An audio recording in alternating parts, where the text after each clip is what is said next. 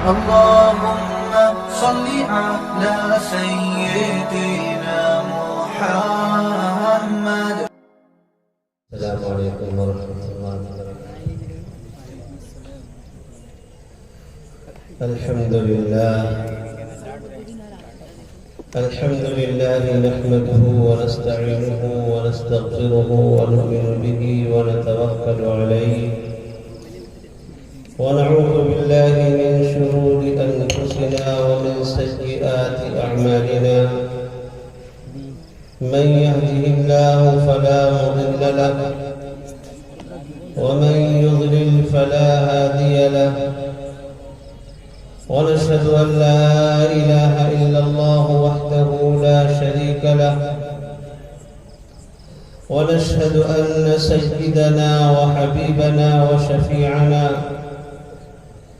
وسندنا وإمامنا ومولانا محمدا عبده ورسوله صلى الله تبارك وتعالى عليه وعلى آله وأصحابه وأزواجه وذرياته وأهل بيته، وبارك وسلم تسليما كثيرا كثيرا. أما بعد، فأعوذ بالله من الشيطان الرجيم. بسم الله الرحمن الرحيم. قل إن كان آباؤكم وأبناؤكم وإخوانكم وأزواجكم وعشيرتكم وأموال اقترفتموها وتجارة تخشون كسادها ومساكن ترضونها أحب إليكم من الله ورسوله وجهاد في سبيله فتربصوا حتى يأتي الله بأمره والله لا يهدي القوم الفاسقين. صدق الله ومولانا العلي العظيم. لائق صدر احترام قابل قدر واجب التکریم حضرات علماء کرام، حفاظ عظام، بزرگوں، دینی اسلامی غیرت مند نوجوان بھائیوں، باعزت ماؤں اور بہنوں، آپ حضرات بہت دیر سے انتہائی مدلل اور مفید خطابات سے اپنے آپ کو محظوظ فرما رہے ہیں، اور میرے بعد بھی آپ کے بہت ہی ہر دل عزیز خطیب کا خطاب باقی ہے۔ قرآن مقدس کی ایک آیت کریمہ میں نے آپ کے سامنے پیش کی ہے۔ آج کے اس پروگرام کے عنوان کے تعلق سے جناب رسول اکرم صلی اللہ تعالی علیہ وسلم کے نام پر آج کا یہ دینی اور اصلاحی پروگرام منعقد کیا گیا ہے۔ حضور اکرم صلی اللہ تعالی علیہ وسلم کون ہے اور آپ کے ساتھ ہمارا برتاؤ کیسا ہونا چاہیے۔ نبی اکرم علیہ السلام کی شخصیت، آپ کی ذات گرامی اور آپ علیہ السلام کا وجود مسعود اللہ جل شانہ کی نگاہ میں کتنا بلند و بالا ہے۔ ہم اور آپ حضور اکرم صلی اللہ علیہ وسلم کے امتی ہیں اور محبت کے عشق کے دعوے دار ہیں، لیکن صحیح معنوں میں ہم نے اب تک اپنے نبی کو پہچانا نہیں۔ اور کہاں سے پہچانے؟ ہمارا واہیات میں، بیکار باتوں میں، بیکار کاموں میں جتنا وقت برباد کرتے ہیں، اگر یہاں پر بیٹھے ہوئے لوگوں سے ہاتھ اٹھوائے جائے، میں ہاتھ نہیں اٹھوا رہا ہوں، تو شاید اکا دکا لوگ نکلیں جنہوں نے اب تک اپنی پوری زندگی میں اپنے نبی کو پہچاننے کے لیے اور اپنے محبوب سے محبت کرنے کے خاطر محبوب کی سیرت پر مشتمل 50 صفحے کی کسی کتاب کا مطالعہ کیا نہیں ملیں گے لوگ۔ ہم اپنے نبی کو کس طرح پہچانتے ہیں؟ ہم نے اب تک اس نبی کی سیرت تفصیل سے سنی نہیں، پڑھی نہیں، اور اپنی زندگی کو اس پیغمبر کی ہدایت کے مطابق اور آپ کی تعلیمات کے مطابق ڈھالنے کا فیصلہ نہیں کیا۔ ہم اپنے نبی کو کیسے پہچانیں گے؟ ہمارا حال تو یہ ہے، کہنے کو ہم مسلمان ہیں، ہم سے کسی ایکٹر کے بارے میں پوچھا جائے تو ہم پوری داستان سنا دیتے ہیں۔ کب پیدا ہوا، کہاں پیدا ہوا، باپ کون تھا، ماں کون تھی، شادی کہاں سے ہوئی، کب ہوئی اور کتنے بچے ہوئے، ساری تفصیلات کا ہمیں علم ہے۔ لیکن اپنے نبی حضرت محمد صلی اللہ تعالی علیہ وسلم جن سے محبت کرنا ایمان کا تقاضا ہے، جن سے محبت کرنا ایمان کا جز ہے، جن سے محبت کے بغیر ہمارا ایمان کامل ہو ہی نہیں سکتا، ہم اپنے نبی کو کتنا پہچانتے ہیں؟ مسلمانوں میں سے ایک بڑا طبقہ تو اس طرح ہے کہ اگر پوچھا جائے کہ میاں تمہارے نبی کا نام کیا ہے تو بغلے جھانکنے لگتا ہے، بغلے جھانکنے لگتا ہے، اپنے نبی کو نہیں پہچانتے۔ آپ سب بتائیں، جو انسان اپنے محسن کو نہ پہچانے اس سے زیادہ احسان فراموش کوئی ہو سکتا ہے؟ اس سے زیادہ محروم القسمت اور بدنصیب کوئی ہو سکتا ہے جو اپنے نبی کو نہ پہچانے؟ اور اتنا بڑا محسن دنیا میں آخرت میں ہر جگہ پر جس کا احسان ہے اور جس کے احسان کی برکت سے ہم اور آپ دنیا میں سانسیں لے رہے ہیں، جس کے احسان کی برکت سے ہمارے آنکھوں کو روشنی ملی ہے، جس کا احسان ہے ہمارے دل کو دھڑکنیں نصیب ہوئی ہیں، جس کا احسان ہے ہمارے خون میں روانی ہے، جس کے احسان کی برکت سے یہ ساری کائنات آباد ہے، اپنے اس محسن کو ہم نہیں پہچانا۔ لیکن اس کے باوجود اللہ روزی دے رہا ہے، اس کے باوجود اللہ تبارک و تعالی نے ہم پر کسی طرح کی کوئی پابندی نہیں لگا رہا۔ اللہ تعالیٰ نے آزادی کے ساتھ جینے کا اور دنیا کی نعمتوں سے فائدہ اٹھانے کا موقع عطا کر رکھا ہے۔ یہ اللہ کا خصوصی کرم ہے۔ ہم اپنے نبی کی عظمت کو نہیں جانتے، نبی کو نہیں پہچانتے، ہم جس مقصد کے لیے دنیا میں پیدا ہوئے ہیں اس مقصد کے خلاف چل رہے ہیں۔ اس کے باوجود دنیا میں ہم کو روزی روٹی مل جانا، ہماری بھوک مٹانے کے لیے کھانے کا انتظام ہو جانا اور ہماری پیاس مٹانے کے لیے پانی کا انتظام ہو جانا، ہواؤں کا انتظام ہو جانا، یہ اللہ کا خصوصی کرم ہے۔ ورنہ ہم تو اس لائق تھے کہ زمین پھٹتی اور ہم کو دھسا دیا جائے۔ اپنے گناہوں اور اپنے کرتوت کی وجہ سے یقیناً ہم اس لائق ہیں۔ اس لیے میرے بھائیوں، ہم یہ طے کریں کہ ہم اپنے نبی کو پہچانیں گے، نبی کا حق ادا کریں۔ حضور اکرم صلی اللہ تعالی علیہ وسلم کون ہے؟ آپ کی ذات، آپ کی تعلیمات اور آپ کی ہدایات کیا ہیں؟ ظاہر سی بات ہے، جس پیغمبر کو سمجھنے کے لیے خالص اللہ تبارک و تعالیٰ نے نبوت کے اعلان سے پہلے 40 سال قوم میں رہنے کا موقع عطا کیا ہو اور اس کے بعد 23 سال تک مسلسل رات اور دن ایک کر کے جس پیغمبر نے امت کی ہر موڑ پر رہنمائی کی ہو، 1 گھنٹے کی تقریر میں اس پیغمبر کو صحیح معنوں میں پہچان جائے یہ ہو نہیں سکتا۔ لیکن بہرحال 1 گھنٹہ کیا، 1 لمحہ بھی اگر اس پیغمبر کا تذکرہ کرنے کی سعادت مل جائے تو اللہ کی ذات سے امید ہے کہ یہی نجات کا ذریعہ بن جائے۔ تو ہم اپنے نبی کو پہچانیں۔ کون ہے ہمارے پیغمبر؟ سب سے پہلے ان کا نام لینا حضرت محمد مصطفیٰ صلی اللہ علیہ وسلم. دو نام ہیں آپ کے، ایک نام احمد اور ایک نام محمد. قرآن کریم میں دونوں نام بیان کیے گئے.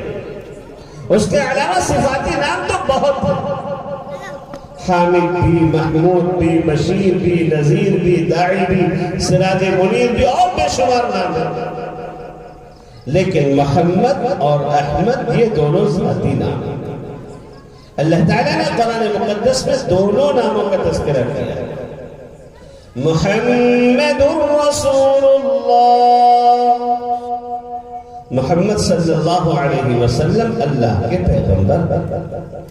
ما كان محمد أبا أحد من رجالكم، محمد تم میں سے مردوں میں سے کسی کے باپ نہیں. ومبشرا برسول يأتي من بعد اسمه أحمد. حضرت عیسیٰ علیہ السلام نے فرمایا تھا میں ایک پیغمبر کی بشارت دے رہا ہوں جو میرے بعد آئے گا، اس کا نام احمد ہوگا.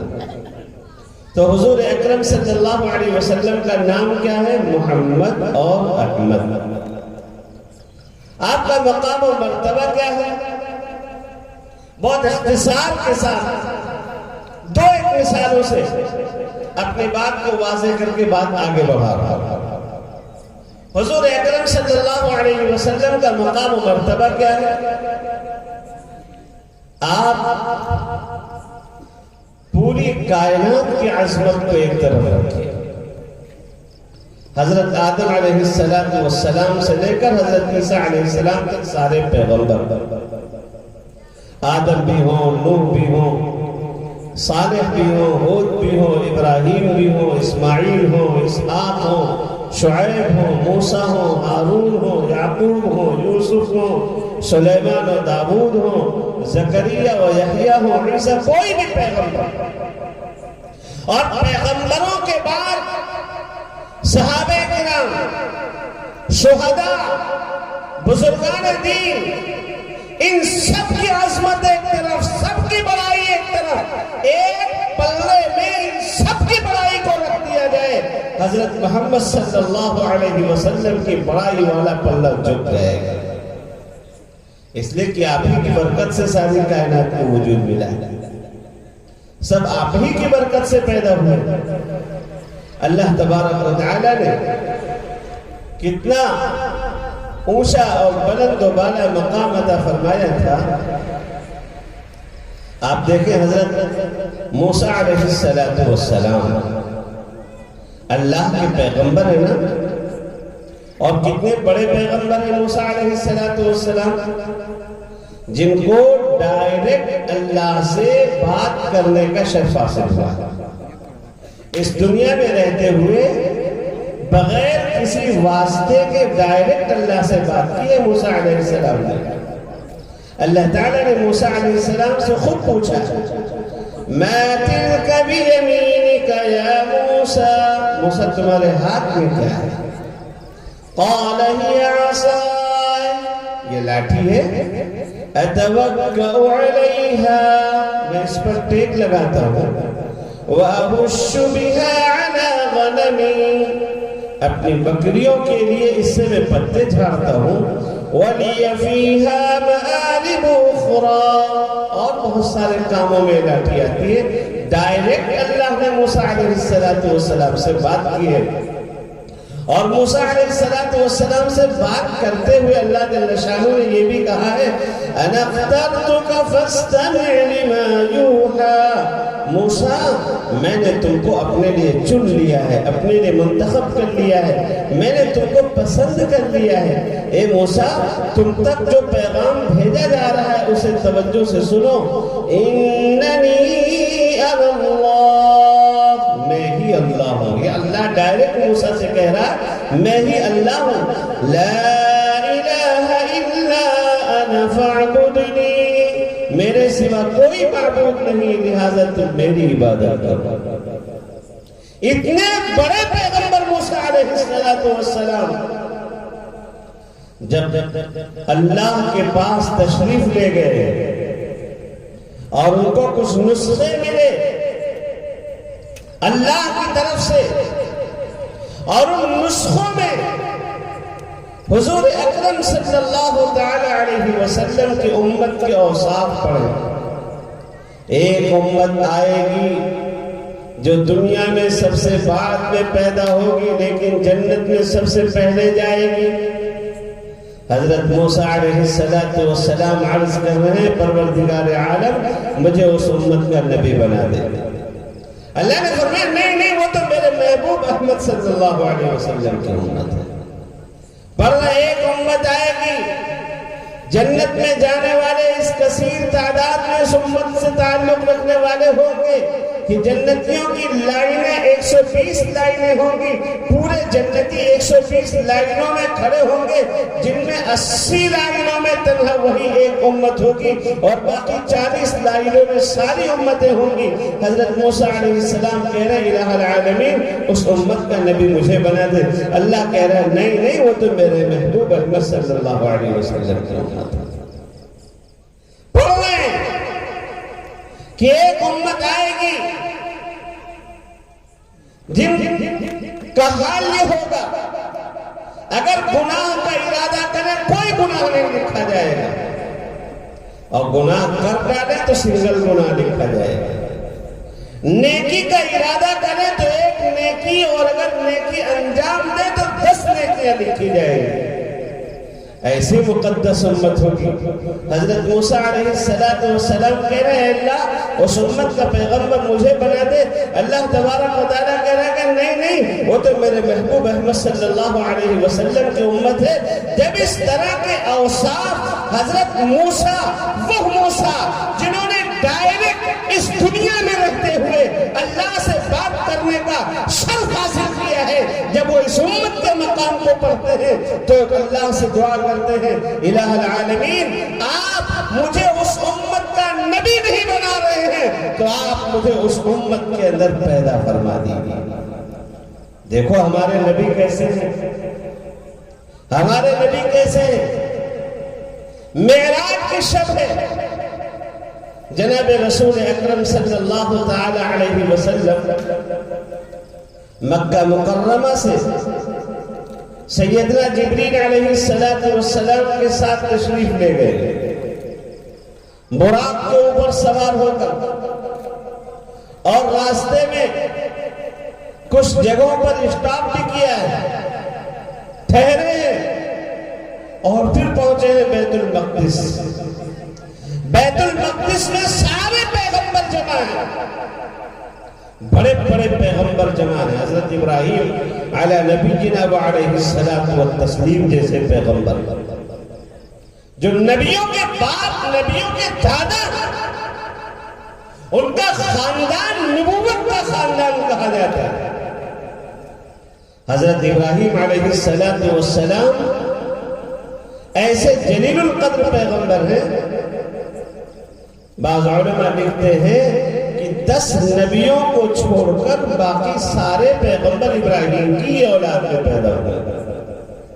اتنے بڑے پیغمبر اللہ تعالیٰ نے ابراہیم علیہ السلام کے مقام کو بیان فرمایا وَاتَّخَذَ اللَّهُ إِبْرَاهِيمَ خَلِيلًا، اور اللہ نے ابراہیم کو اپنا دوست بنایا ہے۔ اللہ نے فرمایا وَإِذِ ابْتَلَىٰ إِبْرَاهِيمَ رَبُّهُ بِكَلِمَاتٍ فَأَتَمَّهُنَّ، وہ وقت یاد کریے جب کہ ابراہیم کو ان کے رب نے چند باتوں میں آزمایا اور وہ آزمائش میں مکمل ہو گئے، اترے، تو اللہ نے کیا فرمایا قال انی جاعلک للناس اماما، فرمایا کہ ابراہیم میں تم کو سب کا امام بنا رہا ہوں، سب کا امام، تمام انسانوں کا امام ابراہیم کو بنا رہا ہوں۔ ابراہیم وہ پیغمبر ہے، اللہ تبارک و تعالی نے فرمایا وَمَن يَرْغَبُ عَن مِّلَّةِ إِبْرَاهِيمَ إِلَّا مَن سَفِهَ نَفْسَهُ. ابراہیم کی ملت سے اعراض تو انتہائی درجے کا بے وقوف آدمی کرے گا. ابراہیم سے جو دوری اختیار کرے گا وہ پرلے درجے کا بے وقوف انسان ہوگا. کوئی عقل مند آدمی ابراہیم سے نہیں مل سکتا. اور آج بھی ابراہیم علیہ السلام کا نام تمام مذاہب والوں کے نزدیک انتہائی محترم. جناب رسول اکرم صلی اللہ علیہ وسلم کے زمانے میں یہودی تھے، وہ کہتے تھے کہ ہم ابراہیم کے ماننے والے، عیسائی بھی کہتے تھے کہ ہم ابراہیم کے ماننے والے، اور مسلمان تو ابراہیم علیہ السلام کی ملت پر تھے ہی، بلکہ جو مشرکین تھے مکہ مکرمہ کے وہ بھی کہتے تھے کہ ابراہیم کی ملت کے صحیح پیروکار تو ہم. ایسے پیغمبر جن سے رشتہ جوڑنا تمام مذاہب کے لوگ اپنے لیے فخر کی بات سمجھتے ہیں، اپنے لیے سعادت کی بات سمجھتے ہیں. ابراہیم وہ پیغمبر، ان کے اولاد میں آپ دیکھیں اسحاق علیہ السلام ابراہیم کے بیٹے نبی، ابراہیم علیہ السلام کے دوسرے بیٹے اسماعیل علیہ السلام کون ہیں؟ نبی. ابراہیم علیہ السلام کے پوتے یعقوب علیہ السلام کون ہیں؟ نبی. یعقوب علیہ السلام کے بیٹے یوسف علیہ السلام کون ہیں؟ نبی. اور ادھر ابراہیم علیہ السلام کے بھتیجے یا بھانجے لوط علیہ السلام کون ہیں؟ نبی. ابراہیم علیہ السلام کے خاندان میں حضرت موسیٰ علیہ السلام نبی ہے، اور موسیٰ نے جب دعا کی اللہ نے ان کے بھائی ہارون کو بھی نبی بنایا. ابراہیم علیہ السلام کے ہی خاندان میں حضرت داؤد علیہ السلام نبی ہے، اور داؤد علیہ السلام کے بیٹے سلیمان علیہ السلام بھی پیغمبر. ابراہیم علیہ السلام کے خاندان میں زکریا علیہ السلام نبی ہے، اور زکریا علیہ السلام کے بیٹے یحییٰ علیہ السلام بھی پیغمبر ہیں، اور انہی کے رشتہ دار حضرت عیسیٰ علیہ السلام بھی پیغمبر. یہ نبیوں کا گھرانہ، نبیوں کا خاندان، اتنا اونچا گھرانہ سیدنا ابراہیم علی نبینا وعلیہ الصلاۃ والتسلیم کا. لیکن جب اللہ تبارک و تعالی سے مانگنے کا نمبر آتا ہے، ایک مخصوص مقام ہے، ایک بہت اونچا عمل انجام دیا ہے. اللہ کے گھر خانہ کعبہ کی تعمیر کی ہے، جو آج ہمارا اور آپ کا قبلہ ہے، جدھر رخ کر کے نماز ہم اور آپ ادا کرتے ہیں. ایسا مقدس گھر، آپ یہاں نماز پڑھیں، ایک نماز ایک ثواب، اور یہی نماز جا کر حضرت ابراہیم علیہ السلام سے اللہ نے جس گھر کی تعمیر کا کام لیا تھا خانہ کعبہ میں جا کر ادا کریں، حرم میں نماز ادا کریں، ایک نماز کا ثواب 1,00,000 نمازوں کے برابر. آپ سوچیں کتنے بڑے پیغمبر ہیں. سیدنا ابراہیم علی نبینا وعلیہ الصلاۃ والتسلیم، حضرت ابراہیم علیہ السلام کے جب ہاتھ اٹھتے ہیں اللہ کے بارگاہ میں تو کیا مانگتے ہیں؟ مانگتے ہیں ربنا وابعث فیہم رسولا من انفسہم یتلو علیہم آیاتک ویزکیہم ويعلمهم الكتاب والحكمة ربنا وابعث فيهم رسولا منهم يتلو عليهم آياتك ويعلمهم الكتاب والحكمة ويزكيهم. یہ دعا حضور اکرم صلی اللہ علیہ وسلم کی نسبت کی دعا مانگا، حضور کی نسبت کی دعا مانگا ہے. ابراہیم اتنے بڑے پیغمبر ہو کر جناب رسول اکرم صلی اللہ علیہ وسلم کی نسبت کی دعا مانگ رہے ہیں. یہ ابراہیم بھی موجود ہیں بیت المقدس میں، بڑے بڑے پیغمبر موجود ہیں بیت المقدس میں، مسئلہ یہ ہے کہ آگے کون جائے گا مصلی کے اوپر. سیدنا جبریل علیہ السلام پڑھتے ہیں جناب رسول اکرم صلی اللہ علیہ وسلم کا ہاتھ پکڑ کر مصلی پر کھڑا کر دیتے ہیں کہ دیکھو تمام پیغمبروں کے درمیان یہی ایک شخصیت ہے جن کو امامت کا حق حاصل ہے. یہ نبیوں کے بھی امام ہیں, رسولوں کے بھی امام ہیں, اولین کے بھی امام ہیں, آخرین کے بھی امام ہیں. اور حضور فرماتے ہیں انا سید ولد آدم یوم القیامت ولا فخر. قیامت کے دن تمام اولاد آدم کا سردار میں ہوں گا اور مجھے اس بات پر کوئی فخر نہیں. اتنے اونچے پیغمبر ہمارے اور آپ کے جناب محمد رسول اللہ صلی اللہ علیہ وسلم. اور شخصیت کے اعتبار سے آپ کی شخصیت انتہائی جاذب نظر, بڑے خوبرو بنائے گئے تھے, بڑے خوبصورت بنائے گئے تھے. اللہ تبارک و تعالی نے سب سے زیادہ حسین اور جمیل ساری کائنات میں حضرت محمد مصطفیٰ صلی اللہ علیہ وسلم کو بنایا. صحابہ کرام دیکھ رہے ہیں لیکن کبھی جی نہیں بھرتا تھا. جتنا دیکھو محبت میں اضافہ ہوتا چلا جاتا تھا. یہ نبی اکرم علیہ السلام کی شخصیت, جتنا دیکھیں اتنی زیادہ محبت میں اضافہ ہوتا چلا جاتا تھا. ابھی مجھ سے پہلے علماء کرام نے حضور اکرم علیہ السلام کی خوبصورتی کو بیان کیا اجمالی طور پر. آپ علیہ السلام کا پورا وجود خوبصورت. آج آپ دیکھتے ہیں خاص طور پر شادی بیاہ کے موقع پر جب آپ رشتہ دیکھنے جاتے ہیں, آپ کہتے ہیں صاحب لڑکی تو بہت خوبصورت ہے لیکن فلاں چیز میں کمی ہے, فلاں چیز میں کمی ہے, فلاں چیز میں کمی ہے. جناب رسول اکرم صلی اللہ علیہ وسلم کو اللہ نے ہر قسم کے نقص سے, ہر قسم کی کمی سے پاک بنایا ہے. محدثین اور صحابہ کرام نبی اکرم علیہ السلام کے حسن و جمال کا بھی نقشہ کیجئے.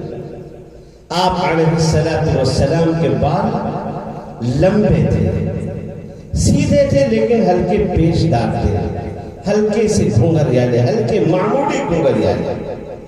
آج نوجوان بال اپنا اس طرح ہلکا موڑنے کے لیے مشینوں کا استعمال کرتے ہیں, لیکن نبی اکرم علیہ السلام کے بال لمبے تھے, کندھوں تک آتے اور کبھی کانوں کی لو تک, کبھی درمیان تک ہو جاتے, اور بال سیدھے لیکن ہلکا سا خمدار پیشدار آپ علیہ السلام کے بال. پیشانی آپ کی بہت کشادہ تھی, آپ کی ناک اونچی تھی, چمکدار, آنکھیں بڑی بڑی ہمارے نبی صلی اللہ علیہ وسلم کی, اور آنکھوں کے اوپر بہت بہت باریک بھویں تھیں, اور دونوں بھووں کے بیچ میں یہ جگہ خالی تھی حضور اکرم صلی اللہ علیہ وسلم کی. آپ کی داڑھی گھنی تھی, آپ کی گردن لمبی تھی, آپ علیہ السلام کے دانت ایسے چمکدار تھے, ایسے چمکدار تھے. رات کے وقت میں جب کبھی آپ صحابہ کرام کے مجمع میں جلوہ افروز ہوتے اور آپ گفتگو کرتے, آپ کو ہنسی آ جاتی, تو اکثر و بیشتر آپ کا منہ کھلتا تھا, زبان دانت ظاہر نہیں ہوتے تھے, آپ زور سے نہیں ہنستے تھے, مسکراتے تھے, لیکن کبھی کبھار ہنسی کے دوران جب آپ کے دندان مبارک کھل جاتے تھے تو آپ کے دانتوں کی لائٹ دیواروں کے اوپر پڑتی تھی. صحابہ کرام کہتے ہیں اس وقت بہت مزہ آ جاتا. آپ علیہ السلام کا سینہ چوڑا تھا, آپ کے سینے سے ناف تک بالوں کی لمبی لکیر تھی. آپ علیہ السلام کی ہتھیلی گداز, ریشم سے زیادہ ملائم. صحابی کہتے ہیں ما مسست حریرا ولا تیباجا الین من کف رسول اللہ صلی اللہ علیہ وسلم. میں نے آج تک اپنی پوری زندگی میں کسی بھی ریشمی کپڑے میں ہاتھ نہیں لگایا جو ریشم نبی اکرم علیہ السلام کے ہتھیلی سے زیادہ ملائم. آپ کی ذات کو بھی ہم پہچانے اور آپ کی صفات کو بھی پہچانے, آپ کی خوبیاں ہمارے مد نظر ہو, تاکہ ہمارے دل میں آقا سے محبت پیدا ہو. اسی لیے تو محبت کا مطالبہ ہے اور حضور سے محبت کے فوائد بھی ہیں. اللہ کے نبی علیہ السلام کیا بیان فرماتے ہیں ثلاث من کن فیہ وجد بہن حلاوت الایمان.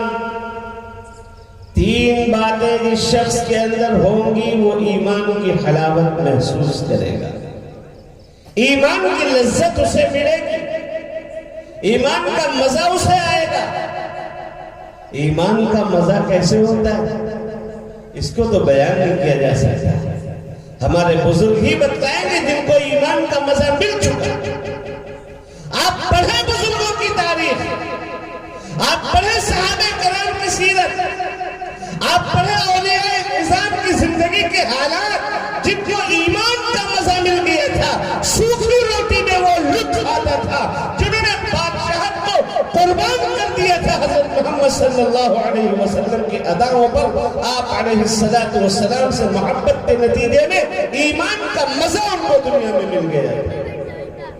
ایک شخص جو ویڈیو گیم کا شوقین ہو, اس سے اگر آپ پوچھیں کہ بھائی اس میں کیا مزہ آتا ہے, وہ بتا سکتا ہے آپ کو کیا مزہ آتا ہے؟ آپ خود اندازہ لگا. ایک شخص جو میچ دیکھنے کا شوقین ہے, آپ اس سے پوچھو بھائی میچ دیکھنے میں کیا مزہ آتا ہے, تو کہے گا چچا میاں آپ کو سمجھ میں نہیں آئے گا اور ہم بتا بھی نہیں پائیں گے, آپ کو سمجھا بھی نہیں پائیں گے. بس مزہ آتا ہے, لطف آتا ہے, اور ہر مزہ کو بیان نہیں کیا جا سکتا ہے.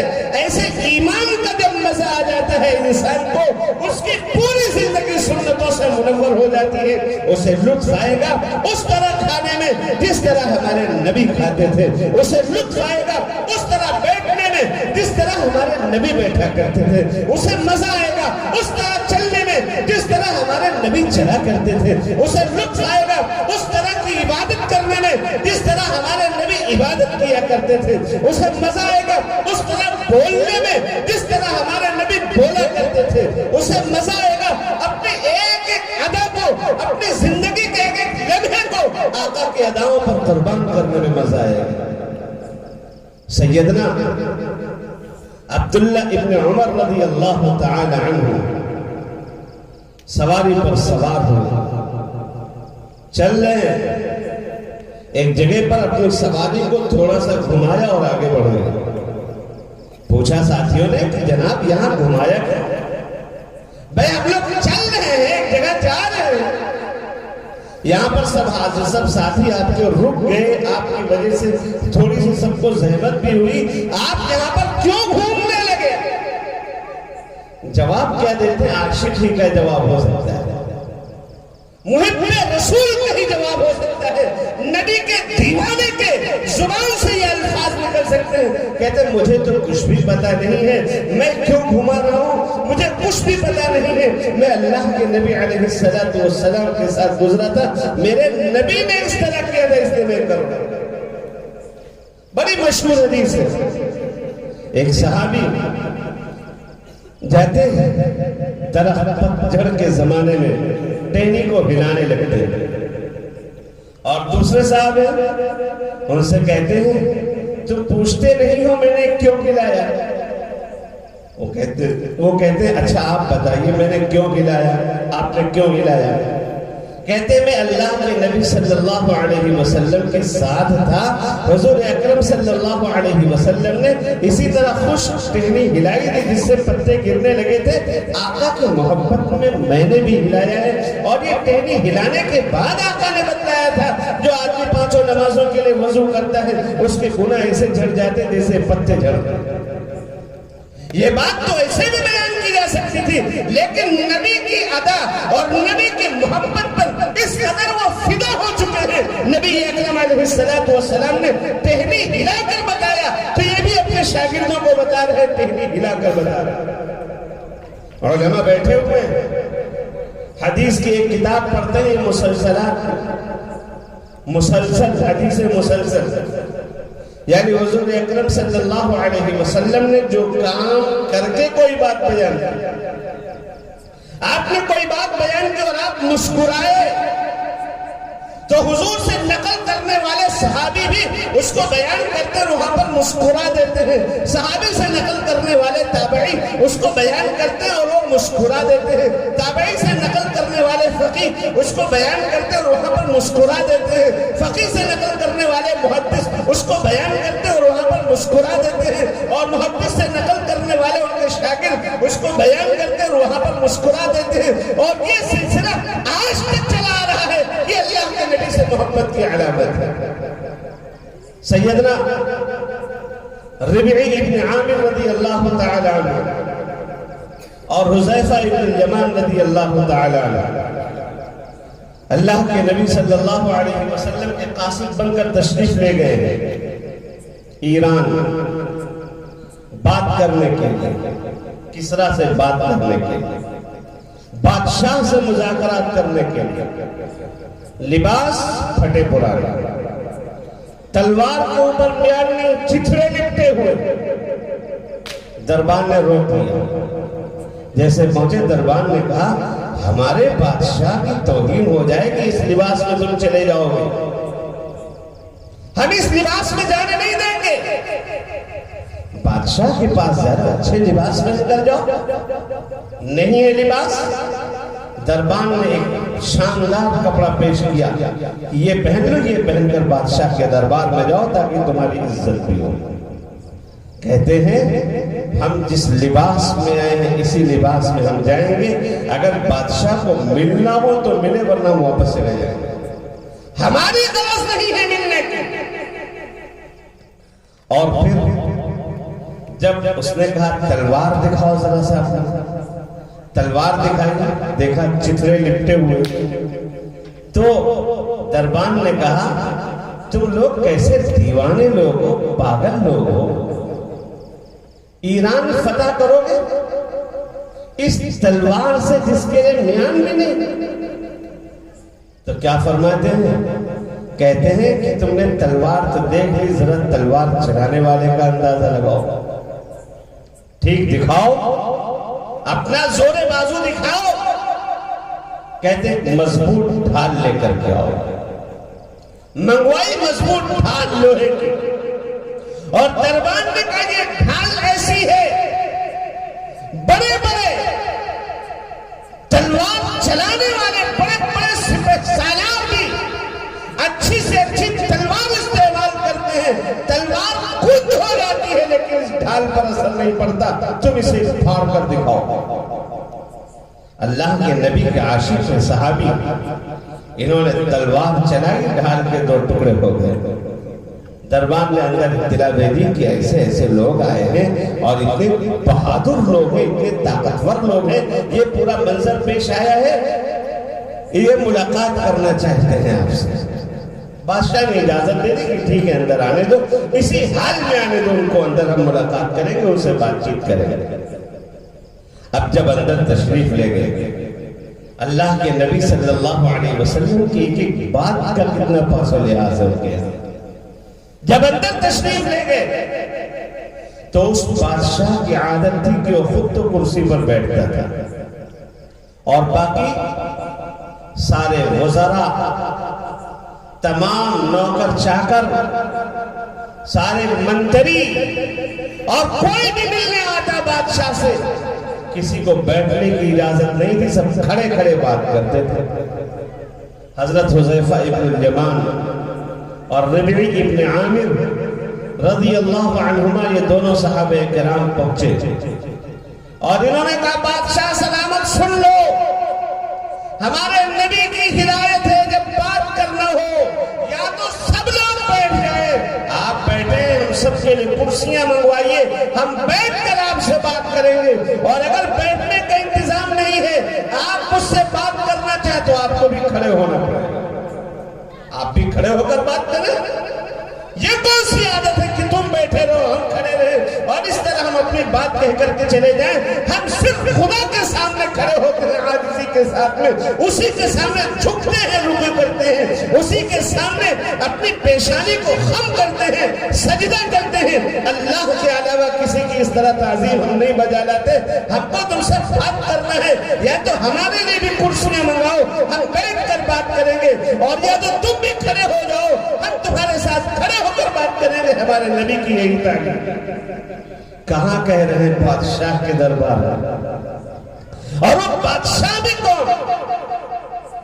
کسرا اور قیصر، یہ دونوں اس زمانے میں سپر پاور تھے، جیسے روس اور امریکہ سپر طاقت ہے۔ اسی طرح کسرا اور قیصر یہ اس زمانے کی سپر طاقتیں تھیں۔ ان کے دربار میں کہہ رہے ہیں ہمارے نبی کی ہدایت ہے، بات کرنے کا طریقہ یہ ہے سب بیٹھے یا سب کھڑے ہو جائیں، کچھ کھڑے ہو کچھ بیٹھے، اس طرح بات نہیں ہوتی۔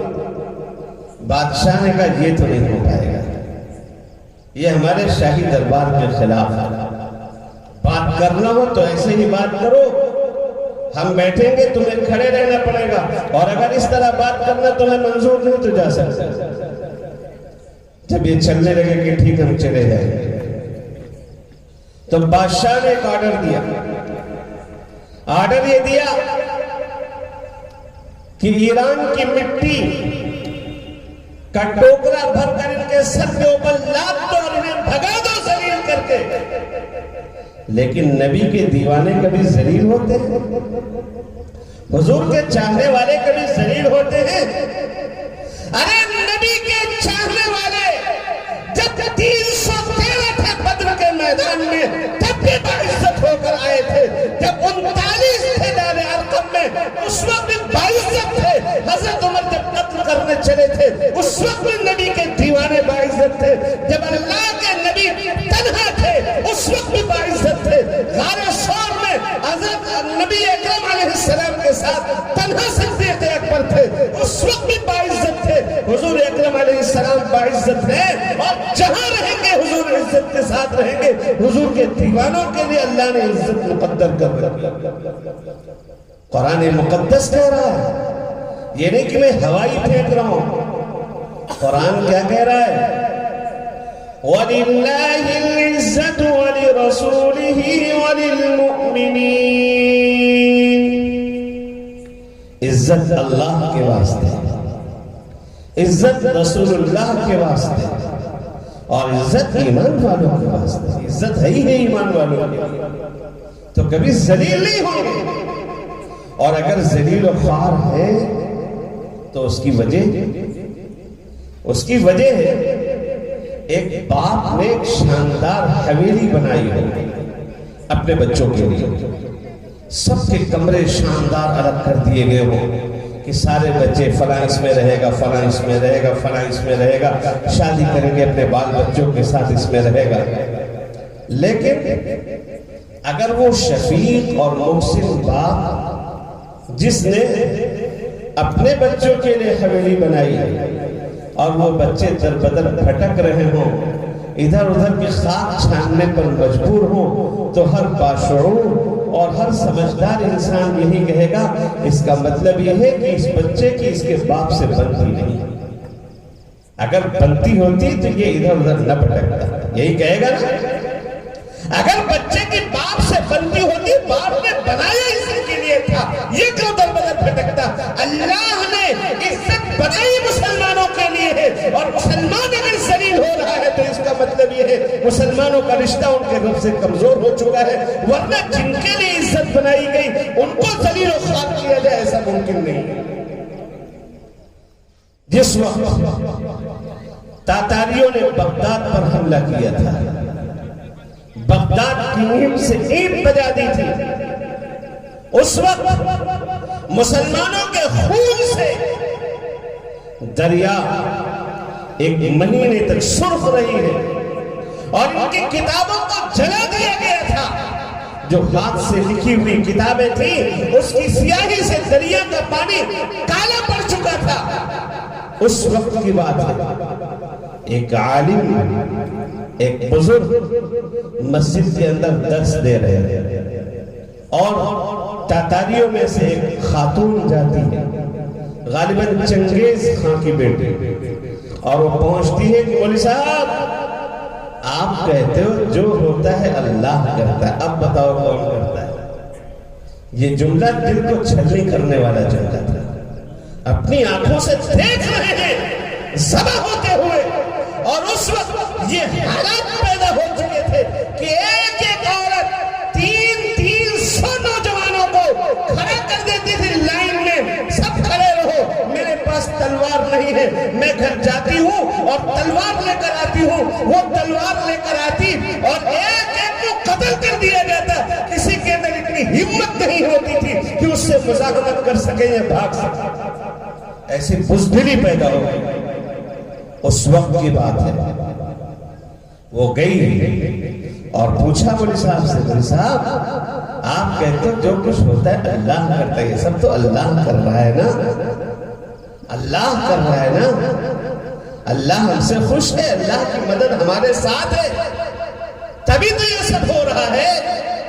اس کا مطلب یہ ہے کہ ہم صحیح مذہب پر ہیں، تم غلط مذہب پر. اور بزرگ نے جواب دیا، کہا کبھی تم نے بکریوں کے چرواہے کو دیکھا؟ بکریاں چرانے والا جب بکریاں چرانے جاتا ہے تو اپنے ساتھ کتا بھی رکھتا ہے، کتا بھی رکھتا ہے. جب تک کہ بکریاں چرواہے کے مرضی کے مطابق چرتی رہتی ہیں اس وقت تک کتا نہیں چھوڑا جاتا. بکریاں چرتی ہیں اور اس کے حکم کی تابعداری کرتے ہیں، لیکن ان بکریوں میں سے جب کوئی بکری اپنے ریوڑ سے الگ ہو جاتی ہے، چرواہا ریوڑ سے جوڑنے کی کوشش کرتا ہے، لیکن اس کے باوجود جب وہ ریوڑ سے نہیں جڑتی، بکریاں اس کی بات نہیں مانتی، تو مجبور ہو کر چرواہا کتے کو مسلط کرتا ہے. وہ کتا ان بکریوں کو نوچتا ہے.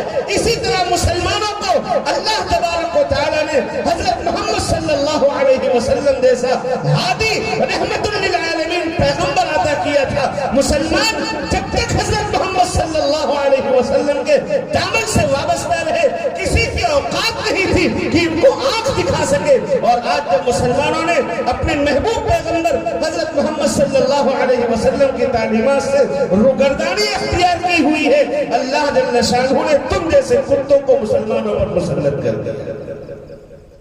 تو عزت تو بنی آپ کے لیے ہے. تو میں عرض کر رہا تھا کہ مسلمان کبھی ذلیل نہیں ہوتا. جب ایران کے بادشاہ نے یہ حکم دیا کہ مٹی کی ٹوکری ان کے سروں پر لاد دی جائے، تو یہ صحابہ کرام یہ کہہ کے وہ اٹھا کہ سن لو کان کھول کر کے، اب تو ایران کی مٹی پر ہمارا قبضہ ہو چکا ہے، ہم سے ایران کی مٹی کوئی چھین نہیں سکتا. یہ اشارہ تھا، آج تم نے ایک ٹوکری پر مٹی دی ہے، کل تم اپنا پورا ملک میرے حوالے کرنے پر مجبور ہو. تو صحابہ کرام جناب رسول اکرم صلی اللہ علیہ وسلم سے کیسے محبت کرتے تھے. جب محبت ہوتی ہے تو ایمان کے کام کرنے میں مزہ آنے لگتا ہے. تو آقا کیا فرماتے ہیں؟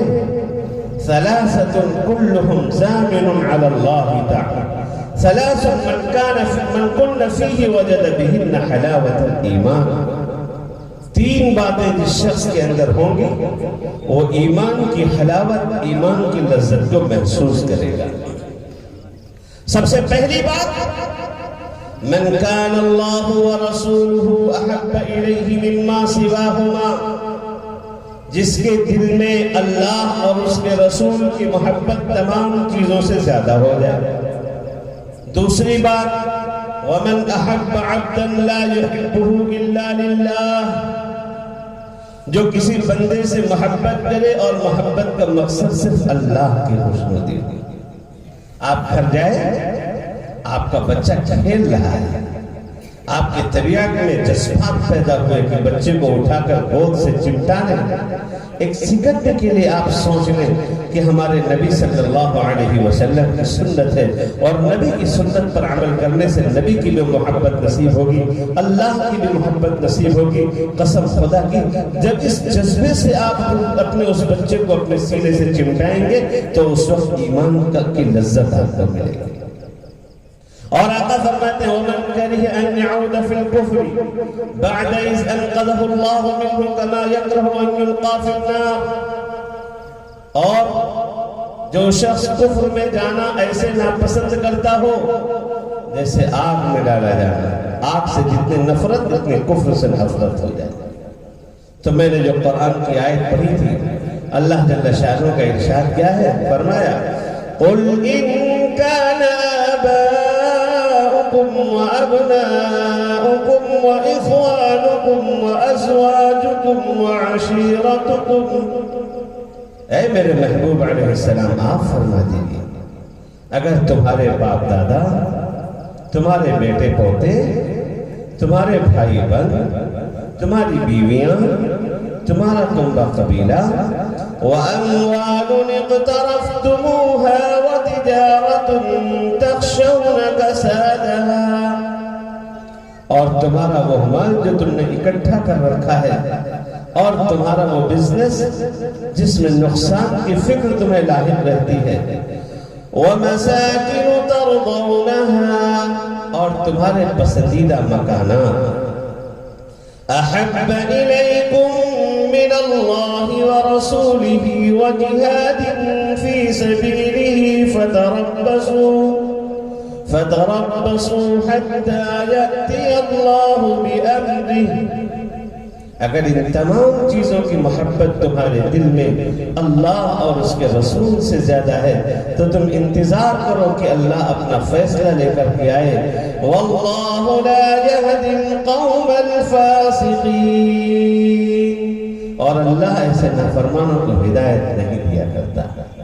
میرے بزرگوں اور دوستوں، میرے عرض کرنے کا مقصد صرف یہ ہے ہم اپنے نبی کی شخصیت کو پہچانیں، آپ کی تعلیمات کو جانیں، اور آپ کی محبت دنیا کی تمام چیزوں سے زیادہ اپنے دل میں پیدا کرنے کی کوشش کریں. قسم خدا کی جب محبت پیدا ہو جائے گی تو ایمان پر مرنے اور مٹنے میں وہ مزہ آئے گا جو اللہ نے زندگی میں نہیں رکھی ہے. اللہ تبارک و تعالی ہم سب کو کہنے سے زیادہ عمل کی توفیق عطا فرمائے. آمین. وآخر دعوانا ان الحمد للہ رب العالمین.